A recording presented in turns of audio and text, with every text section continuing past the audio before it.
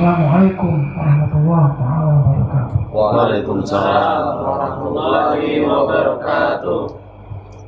Dalam sebuah hadis dikatakan, jika Allah mencintai seorang hamba, niscaya Dia akan menguji hamba tersebut. Ujian itu bukan sebuah cambukan dari Allah.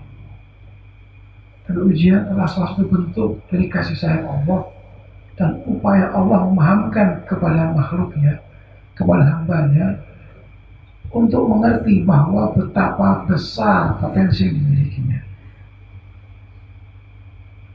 Hamba yang adalah ujian itu hamba yang tercampakkan. Semakin besar ujian yang dihadapi oleh seorang hamba, adalah bukti semakin besar perhatian Allah serta kasih sayangnya kepada hamba tersebut. Dan filosofi serta hikmah di balik adanya ujian adalah bahwa Allah selain memahamkan hamba itu memiliki potensi yang sangat besar, Allah juga memahamkan kepada si ujian tersebut. Karena ujian Allah bentuknya adalah makhluk Allah juga. Allah yang memberitahu kepada ujian tersebut bahwa hambanya lebih besar dan lebih kuat daripada ujian tersebut. Sehingga Allah ingin mematahkan ujian di hadapan hamba Allah. Karenanya yang perlu kita pelajari bersama, kita pahami bersama, supaya kita bisa lebih jauh lagi adalah berbahagialah orang yang mendapatkan ujian dari Allah Subhanahu wa Ta'ala, karena Allah mencintai hamba tersebut. Dan tidak ada ujian yang lebih besar melebihi ujian di jalan wilayah ini. Atau buka dalam sejarah bahwa umat Nabi Muhammad ini hanya diuji dengan satu hal saja, bukan yang lain, hanya satu hal saja. Apa itu? Diuji dengan wilayahnya keluarga Muhammad. Di sini banyak berjatuhan. Orang bisa pandai membaca ayat Al-Quran, bisa berargumen dengan ayat Al-Quran, memetik riwayat atau apapun masalahnya. Orang bisa mengakui kelebihan orang lain, tapi ketika menyebut tentang keutamaan Ahlul Bait alaihi wassalam, jadi bisu semuanya. Nabi Muhammad SAW, kita bersepakat bahwa muslimin memuji beliau. Muslimin mengatakan kami mencintai Rasulullah, mengucapkan salam, mengucapkan sholawat dengan beragam bentuknya. Tapi Rasulullah SAW mengatakan bahwa mencintai saya saja tidak cukup. Kalian harus mencintai siapa yang saya cintai dan apa yang saya cintai.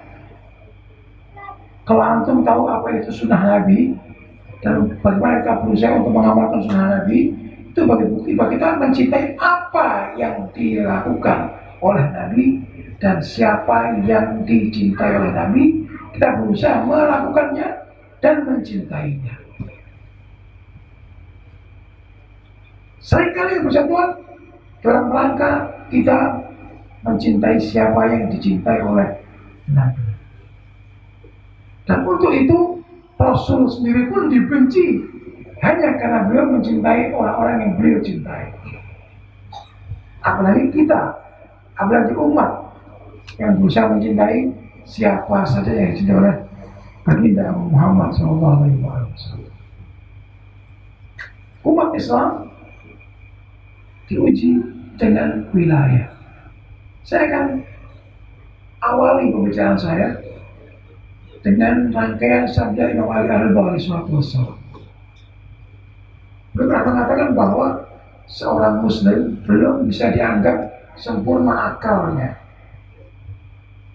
kecuali ada 10 kriteria, ada 10 perangai dalam diri orang tersebut.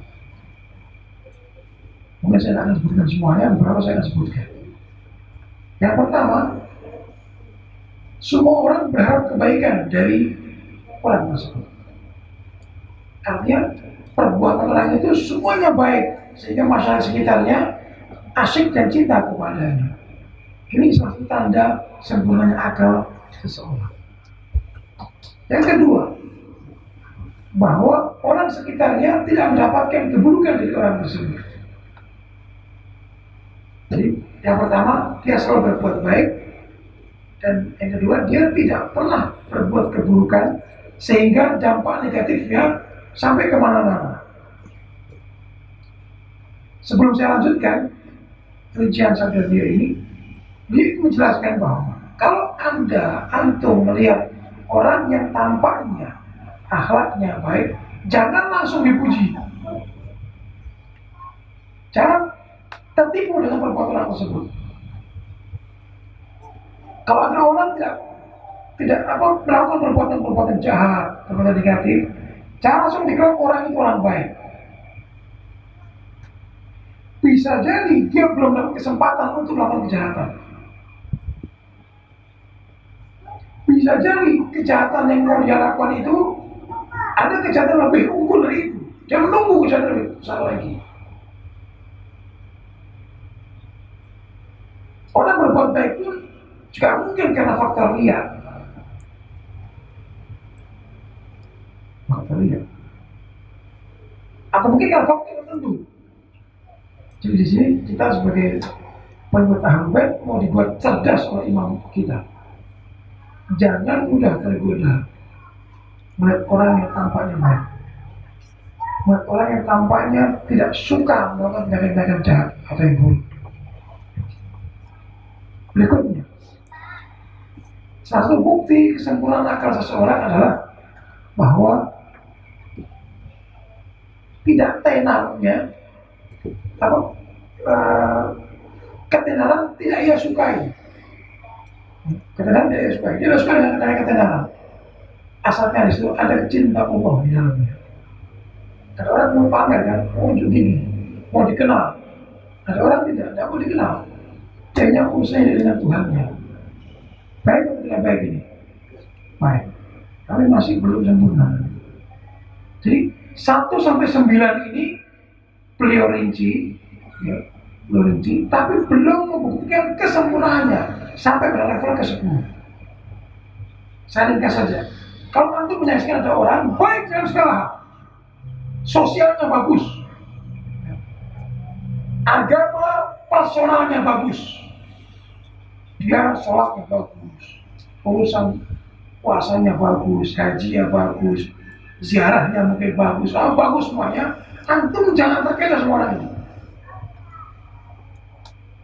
Ya, jangan terkena. Sama orang tuanya bagus, sama gurunya dia hormat, sama gurunya dia hormat, suka bersedekah, semuanya dia miliki.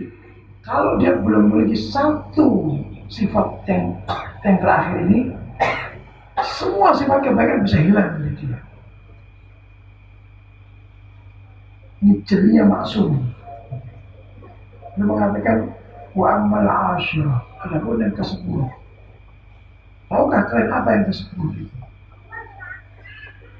Sahabat bingung, apa ke-10? Mau mengakui kelebihan orang lain.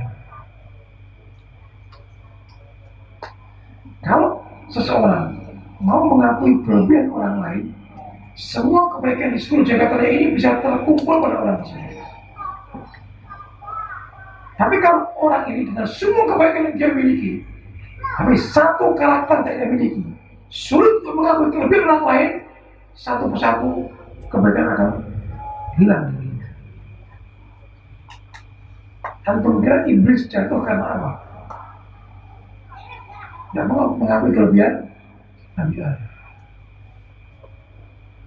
Orang-orang kafir menolak dakwah para nabi itu bukan karena argumen para nabi itu lemah, bukan. Bukan karena ambiya itu tidak menarik, bukan. Karena kok kamu yang jadi nabi, bukan saya jadi nabi. Kamu kan lebih muda dari saya. Kok kamu yang jadi nabi, bukan saya.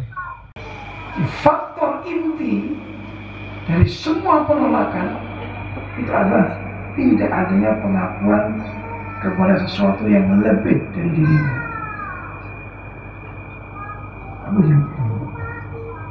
Antum bisa berargumen, mencintai keluarga Nabi, antum punya argumennya. Di luar sana nggak suka, antum punya argumen. Di luar sana maunya apa? Antum itu sesuai dengan klaimnya mereka, bahwa antum itu penyembah Ali bin Abi Thalib. Selesai. Antum mengatakan bukan demikian, pokoknya penyembah Ali. Selesai.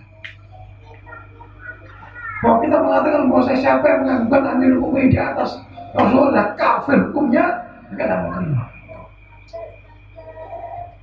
Jadi ketika kita punya argumennya, dan dengan itu kita bisa menunjukkan betapa keyakinan kita itu suci, tidak asal, dan tempatnya pada tempatnya, itu orang tidak menerima.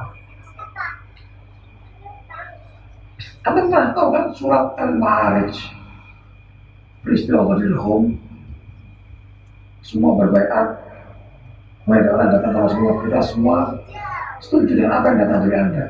Tapi yang satu ini saya tidak terima, saya ragu. Betulkah itu? Kata dengan Ali bin Abi Thalib, kalau ini bukan dari Tuhan kamu, kalau ini bukan dari Tuhan kamu, turunkan azab. Nah saya masih ragu, langsung berazab kan? Jadi persoalan umat itu bukan sama Rasulullah, tapi sama apa atau siapa yang dicintai oleh Rasulullah. Ini problem. Nah sekarang masalahnya adalah ketika kita mencintai siapa yang dicintai oleh Rasulullah, dan itu beresiko. Rasul pun menanggung resikonya loh, ya kan? Menanggung resikonya. Rasul dibenci karena kecintaan beliau kepada Amirul Mukminin sallallahu alaihi wasallam. Dibenci Rasulullah. Nah, sekarang kita ambil pelajaran. Apakah dengan dibenci Rasulullah mengendurkan tingkat tinggalnya? Artinya beliau melemah atau beliau tetap melenggang? Saya baca dalam buku punya ahbar kita, beliau mengatakan begini, antum supaya bisa menjadi orang beragama yang baik, ada beberapa tahapan yang harus kita pahami bersama. Ini model ini. Nanti antum mau jumlah antum segini, atau bahkan berkurang, ya. Jadi 3 orang, di 2 orang, di 1 orang, antum tidak akan khawatir. Ya. Bermakna yang pertama, pemahaman akan Tuhan kita perbaiki. Kita perbaiki pemahamannya tentang Tuhan. Jadi Tuhan itu jangan hanya difahami sebagai pencipta saja. Sebab adanya kita bukan hanya itu saja. Tapi bisakah kita hadirkan Tuhan di setiap dimensi kehidupan kita? Katanya Muslim, tapi suka berbohong, suka berkhianat, suka memecah belah. Di mana Tuhan kita? Di mana Tuhan? Katanya mengikut Ahlul Bait alaihi wassalam. Tapi perangai kita sama sekali tidak ada perangai Ahlul Bait sama sekali. Dari tauhid harus melahirkan bahwa di setiap dimensi kehidupan kita harus kita hadirkan Allah Subhanahu wa Ta'ala. Jadi bukan seperti para teolog atau para filosof yang pandai berargumen tentang Tuhan secara konseptual, bahwa argumen ayat, riwayat, dari akal ini itu, tapi dalam prakteknya belum tentu mereka ini tanpa sebenarnya bertuhan. Ini tak betul. Kalau antum buka sejarah para nabi, mengapa mereka tidak punya status sama sekali kepada makhluk? Sejarah maksumin, mereka tidak punya takut sama sekali, itu karena keyakinan mereka akan tauhid itu baik. Hadir, Allah itu hadir di setiap dimensi mereka. Pertanyaan, apa enggak sulit itu? Bahwa setiap dimensi kita terliputi oleh Allah SWT. Kalau sulit, Nabi tidak akan diutus untuk kita semua. Kalau sulit, Nabi tidak akan pernah menyampaikan tentang tauhid. Kalau sulit, tidak mungkin Nahjul Balagha full dengan sabda-sabda Nabi tentang Tuhan. Ada kalanya sesuatu sulit dilakukan, tapi tidak mustahil. Tidak mustahil. Berat itu mungkin karena kita belum menjalankannya. Kita hanya pandai menerawang satu persoalan, tidak berani masuk dalam persoalan tersebut. Jadi, nah, belajar tauhid itu bukan hanya untuk membuktikan keesaan dia dari segi wujudnya, dari segi zatnya, dari segi sifat-sifatnya, dari segi perbuatannya, bukan hanya itu saja. Waktu habis untuk membuktikan itu semua. Dan dia harus para teolog. Yang kita butuhkan adalah apakah pemahaman kita tentang Tuhan itu bisa terwujudkan dalam kehidupan sehari kita. Kalau Allah itu selalu berbuat adil, kita sebagai individu, sebagai kelompok, sebagai suami, sebagai istri, sebagai anak, bisa nggak bersikap adil? Allah tidak pernah zalim. Kita sebagai hambanya berbuat zalim nggak kita atau tidak? Dalam level terkecil sampai yang paling besar. Ini fungsi tauhid. Di prinsip beragama kekerabat harus diawali dengan ini. Yang kedua, soal cangan baik-baik. Allah memberikan keistimewaan kepada manusia ini melebihi makhluk yang lainnya. Maka jangan pernah kemuliaan serta keistimewaan yang memberikan kepada kita ini kita campakkan. Ya, kita hinakan diri kita dengan tindakan-tindakan yang menjauhkan kita dari keridhaan Allah Subhanahu wa Ta'ala. Manusia dari akal, segala sesuatu renungkan dengan akal kita. Satu kali kita tinggalkan akal kita tidak beda dengan yang dikorbankan di Idul Adha ini. Ada bedanya nih. Saya pagi hari berkokok tidak ada bedanya. Jadi apa yang Allah berikan kepada kita, tolong difungsikan sebaik mungkin. Sekecil upaya untuk mengabaikan anugerah Allah ini, kita kal an'am bal hum adall. Seperti binatang, bahkan lebih sesat lagi. Bisa. Artinya, kalau ada sesuatu di depan kita langsung hukumi, tanpa kita renungkan lebih dahulu. Kita kal an'am. Nah, kita benar-benar dengan musuh agama. Mereka langsung menolak kepada kita, langsung menjudge bahwa kita begini, kita begitu, kita salah, kita sesat, kita ini, kita kafir dan sebagainya. Ini kal an'am. Kenapa? Karena akalnya dipasung. Harusnya bagaimana? Harusnya datang bertanya, menggali informasi, baru bisa menemukan. Kalau tidak seperti itu ulah binatang, bukan ulah manusia. Jadi prinsip kedua dalam beragama, sebelum kita sholat, sebelum kita berpuasa, sebelum kita ini dulu, bahwa kita makhluk termulia.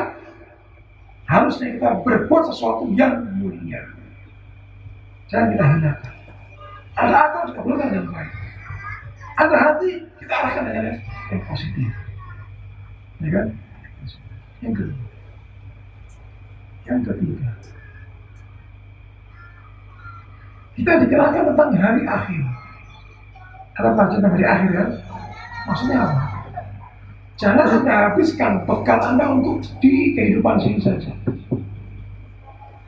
Anda harus tahu, ketika persoalan dunia itu berbenturan dengan urusan akhirat, Anda harus berani mengambil atau memenangkan urusan akhirat.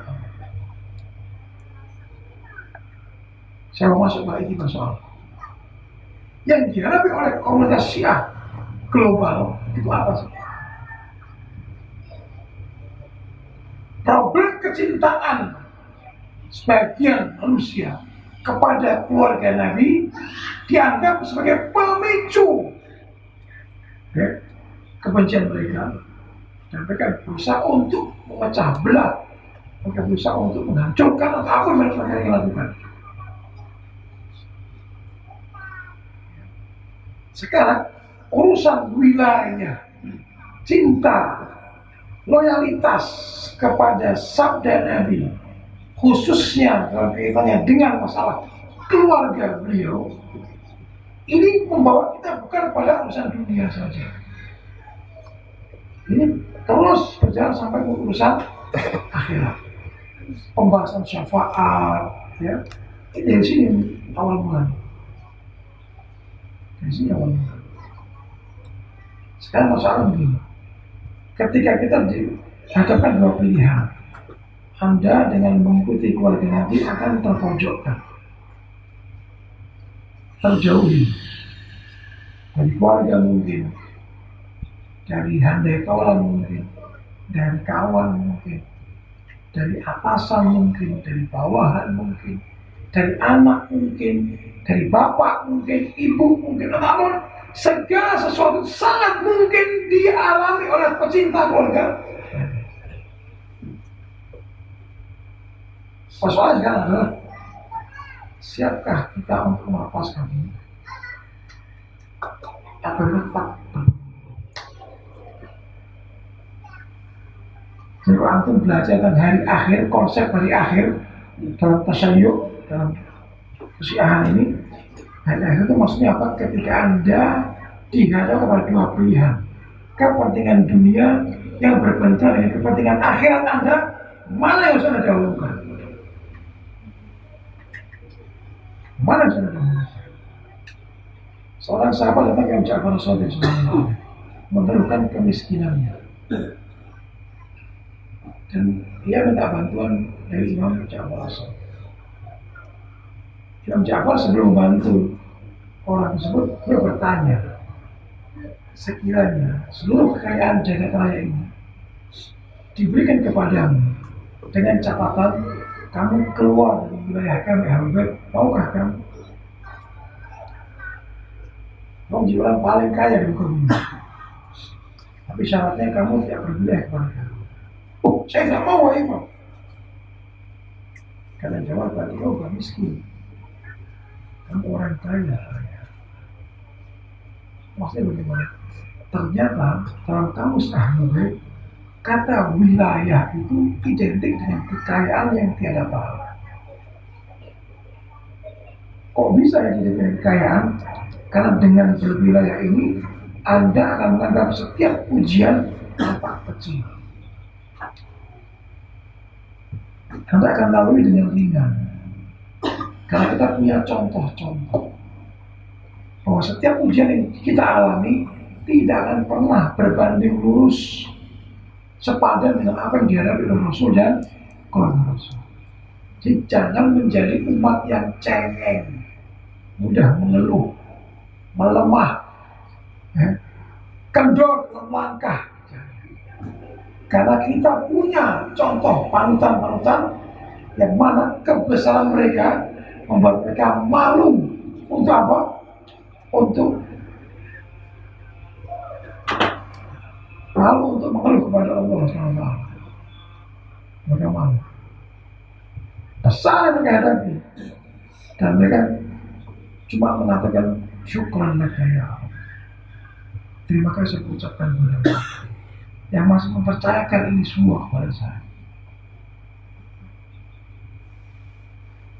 Ini luar biasa. Antum saat ini belum sampai pada ujung jalan. Kita belum sampai ke finish. Kita masih di tengah-tengah perjalanan. Dan kita sudah beritahu, perjalanan ini terjal.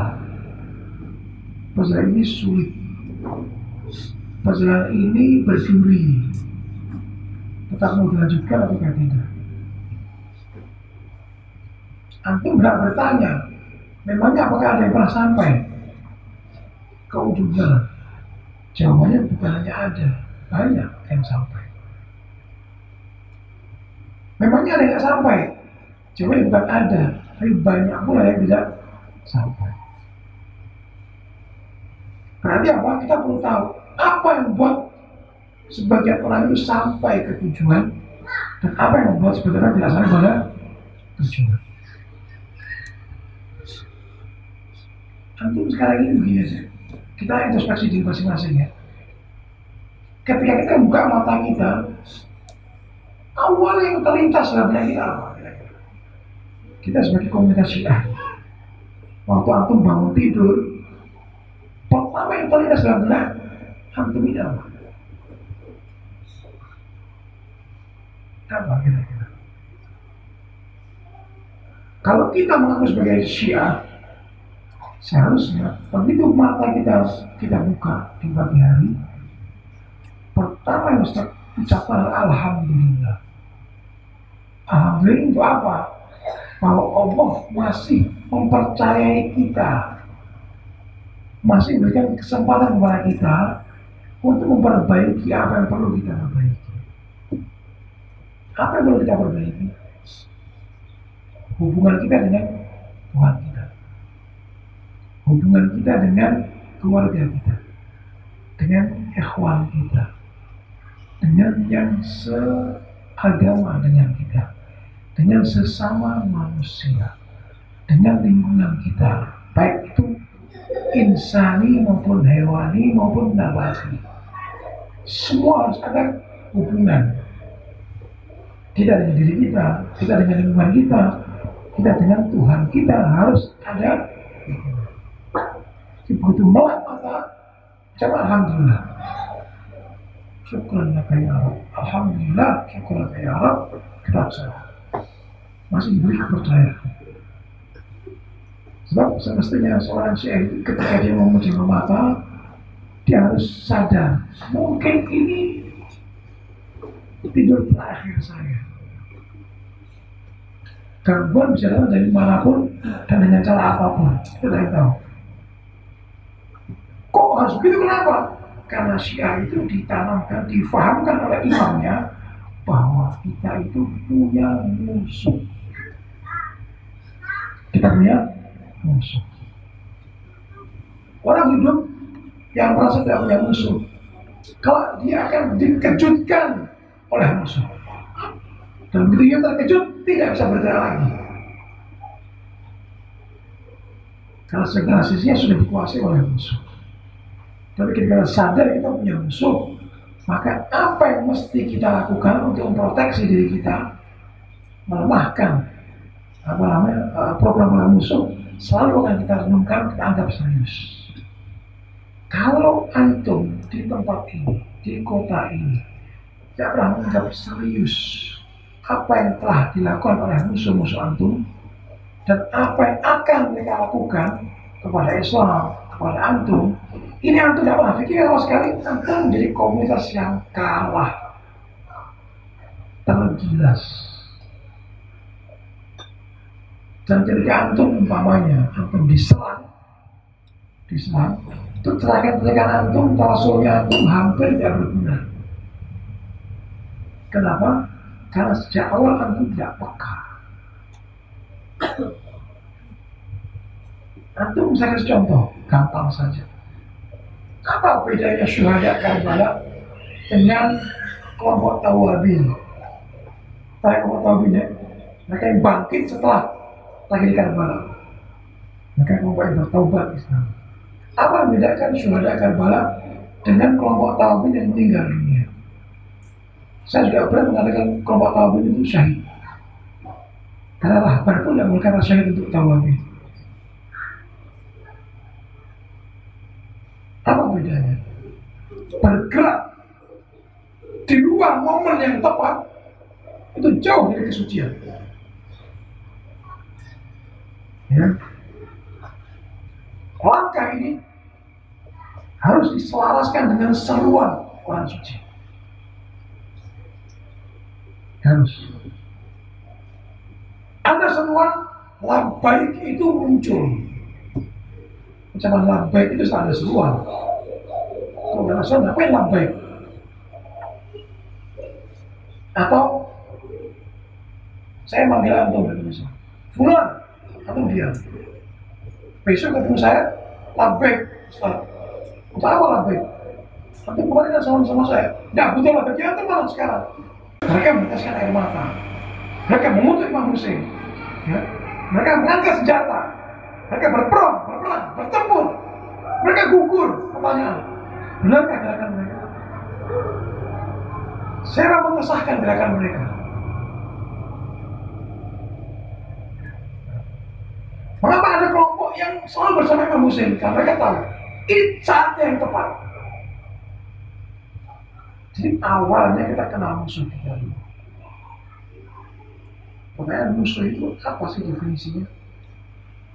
Apakah di luar komunitas itu musuh? Tidak harus. Musuh itu bisa yang berakal, bisa tidak berakal.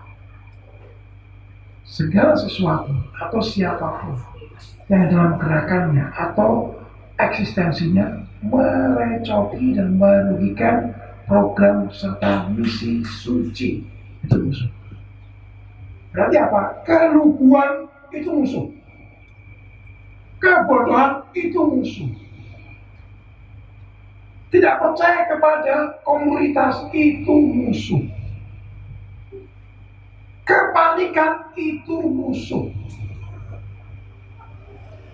Takut dengan sedikitnya jumlah itu musuh.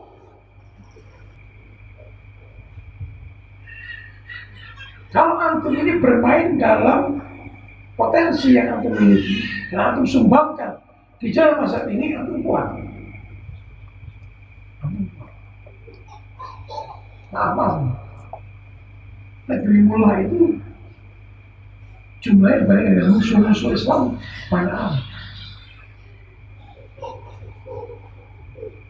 Kenapa mereka begitu pede menantang kekuatan arogansi global?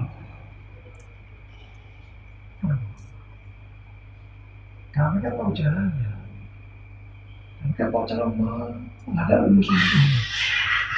Kalau musuh itu merasa menang dengan memecah belah kaum muslimin, negeri luar merasa perlu untuk bersatu dengan muslimin. Kalau kita tahu bahwa musuh takut dengan kematian, kita nggak takut dengan kematian. Kita ini konsep maafnya dari akhirnya. Kalau mereka bertumbuh pada senjata materi, kita punya pencipta jagat raya. Sangat kuat. Imam Khomeini berkata bahwa yang membuat beda antara kita dengan Amerika dan sekutunya adalah bahwa kita percaya dengan yang gaib. Allah, pertolongan Allah, kita percaya, kita tidak percaya. Karenanya banyak sekali pertolongan Allah yang Allah berikan. Tapi pertolongan itu akan datang ketika itu menolong Allah. Intan surullah yang surga. Mana pembedaan kita? Mana pertolongan kita? Ini kita berikan. Antum sekiranya mau bahas tentang Rasulullah, Amirul Mukminin, Ahlul Bait. Saya cinta sama mereka. Saya ingin hidup seperti kehidupan mereka. Saya ingin mati seperti kehidupan mereka. Aku tidak akan berarti apa. Kematian mereka seperti apa. Saya mau, tapi saya inginnya nanti pas meninggal di tengah-tengah keluarga saya. Ini bukan kehidupan keluarga ini. Saya tidak bisa jauh-jauh dari keluarga saya dan bisa. Lalu doa Allah masyaallah mahya Muhammad wa Muhammad. Ini keberhasilan.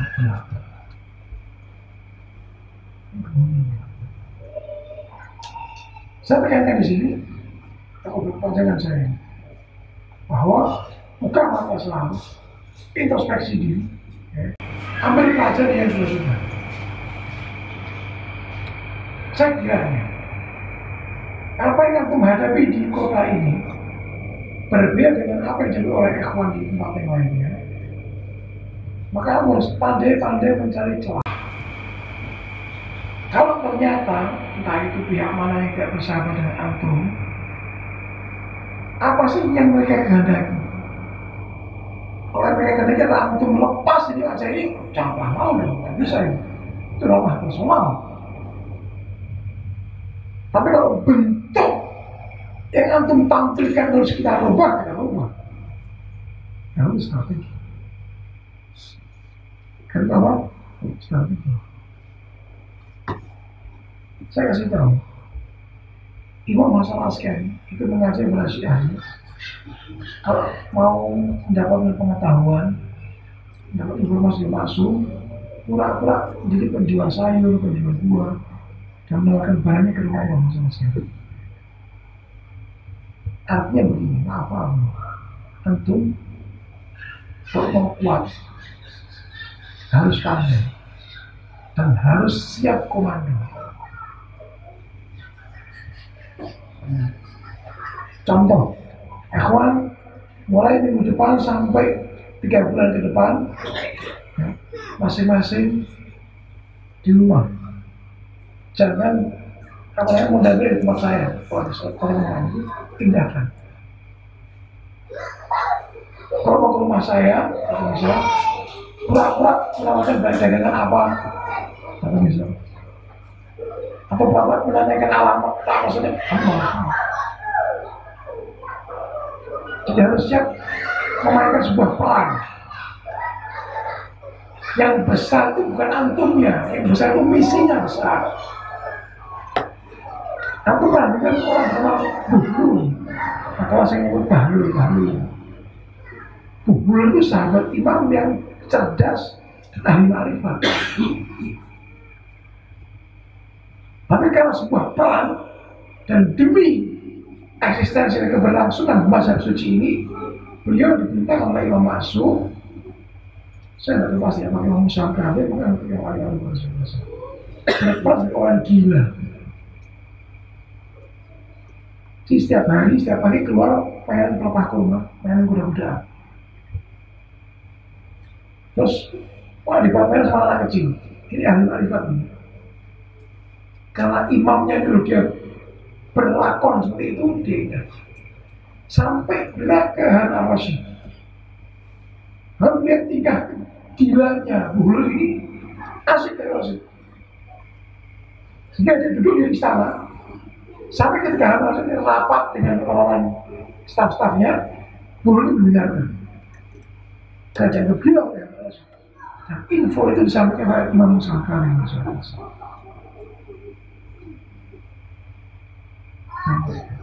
Dan untuk saya lagi memainkan sebuah peran, bahkan setiap kali beliau masuk ke kamarnya, melihat bantalnya, beliau berilah air matanya. Kenapa? Karena di bawah bantal beliau menyimpan Al-Quran, menyimpan Al-Quran. Dan karena sebuah peran, beliau tidak berani membaca Al-Quran. Kalau beliau membaca Al-Quran ketahuan, tidak ada gila. Bahkan membaca Al-Quran bertinggalkan sudah. Untuk apa? Menjaga sebuah peran yang ditetapkan oleh imam yang suci. Ali bin Yaqtin itu panglima perang Harun Ar-Rasyid. Wudu ya dengan tata cara Harun Ar-Rasyid, sholatnya berjalan Harun Ar-Rasyid. Tapi panglimanya imam muslim. Harus siap, jangan itu, wah saya nggak bisa waktu itu. Masa saya harus berperan sebagai ini, masa? Ini pembahasan bukan Anda, saya, dan kamu, atau dia, bukan. Ini kita dan masa ini. Musuh ini dengan bermacam cara melakukan supaya antum dilemahkan. Kalau antum tahu bahwa mereka mau melemahkan, antum jangan lemah dong. Antum bisa tahu bahwa mereka mau melemahkan dong. Ya kan? Kalau tahu ada orang yang mau melukai antum, antum harus mawas diri dong. Jangan suka insya Allah kali enggak bisa seperti itu. Antum harus waspada. Antum harus pikir bagaimana sama hari orang ini. Kenapa? Karena saya tahu dia akan melukai saya. Saya akan mau ikhwan maupun akhwatnya figur-figur. Sebagai imamnya, saya Zainabnya, ambil pelajaran. Jangan pernah takut. Harus tahu di mana meletakkan diri. Jangan takut untuk bersuara. Tapi jangan sembrono, jangan asal dalam bertindak. Setiap orang ingin dakwahi, kamu itu tunjukkan akhlak yang mulia itu dakwah. Kalau tanya kok Anda berubah ya? Ya karena saya ikut akhlaknya keluarga Nabi. Tampilkan yang positif. Tambah dengan argumen, capek dengan argumen. Saya sudah banyak dengan argumen dan capek. Dulu saya merasa bangga ketika mengalahkan orang-orang dalam perdebatan. Sampai akhirnya saya ketemu dengan guru saya, entah guru saya dari saya tidak tahu-tahu kok menasihati saya. Mengatakan, Sayyid, kalau kamu berdebat dengan lawan kamu, saya yakin kamu menang. Saya tahu kamu murid saya. Tapi apakah hanya kemenangan yang akan kamu percaya? Saya tuh masih bingung. Maksud antum apa? Dalam setiap perdebatan, jangan hanya mencari kemenangan saja. Jadi bagaimana jadi kamu berbicara dengan lawan bicara kamu, ujung-ujungnya lawan bicara kamu itu suka kepada kamu. Suka kepada kamu. Jadi kadang-kadang kita tampilkan diri kita sebagai sosok yang pandai itu, sikapnya saja kayak orang masuk kita sih. Kita terlalu pede dalam berbicara, orang sudah suka. Perubahan dengan kuatnya argumen kita. Jangan sombong.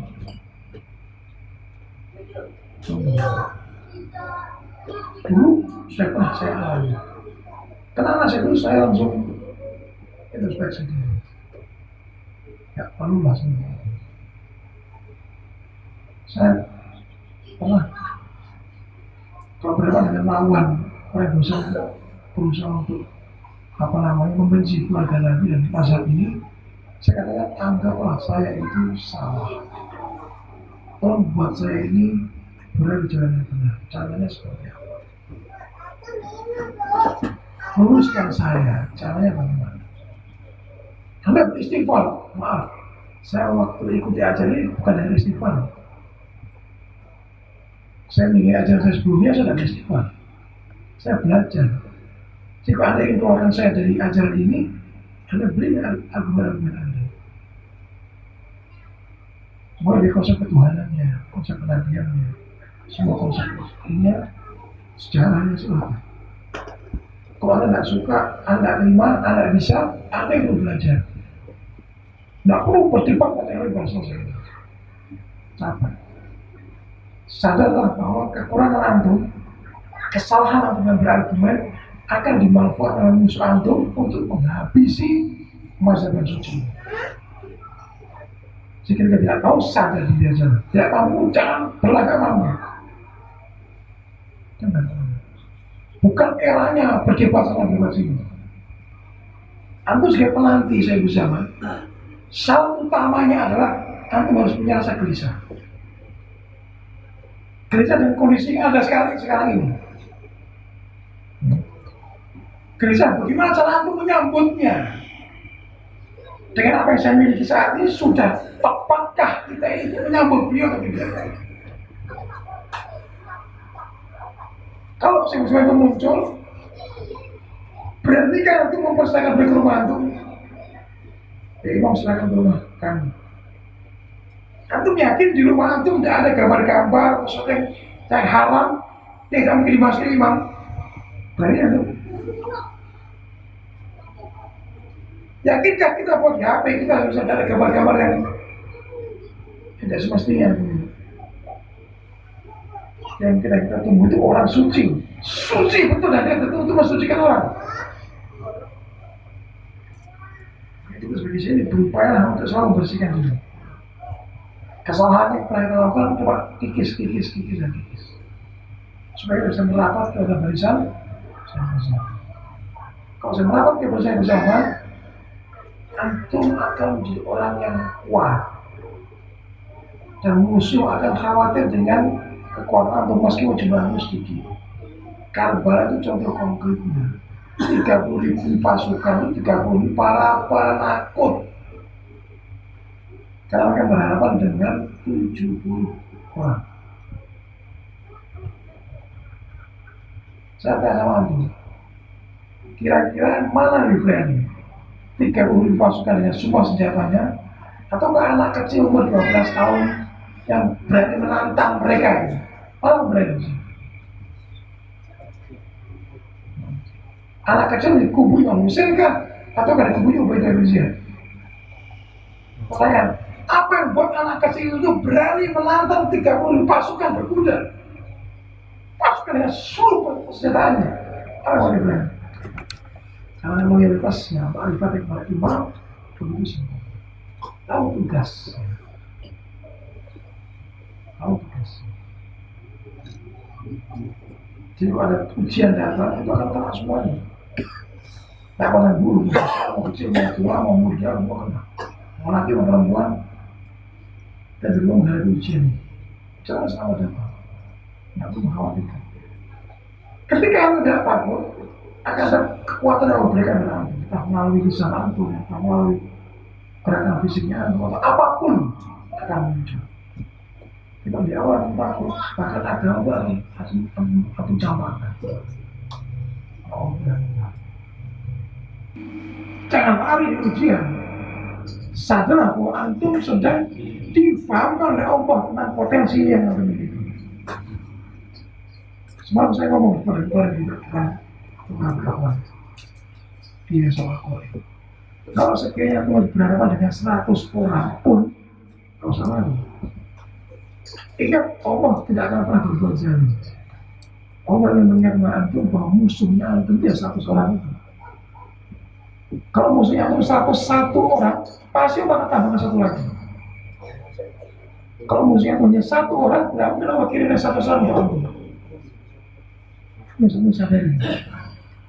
Masalahnya bukan hancurnya kita, bukan. Tapi bahwa kita tetap komitmen, konsisten dengan apa yang kita yakini, sehingga karena itu mereka datang berusaha untuk menghabisi kita, itu bukti kekuatan kita. Siapa yang ngomong? Bukan saya yang ngomong, Imam Khomeini yang ngomong.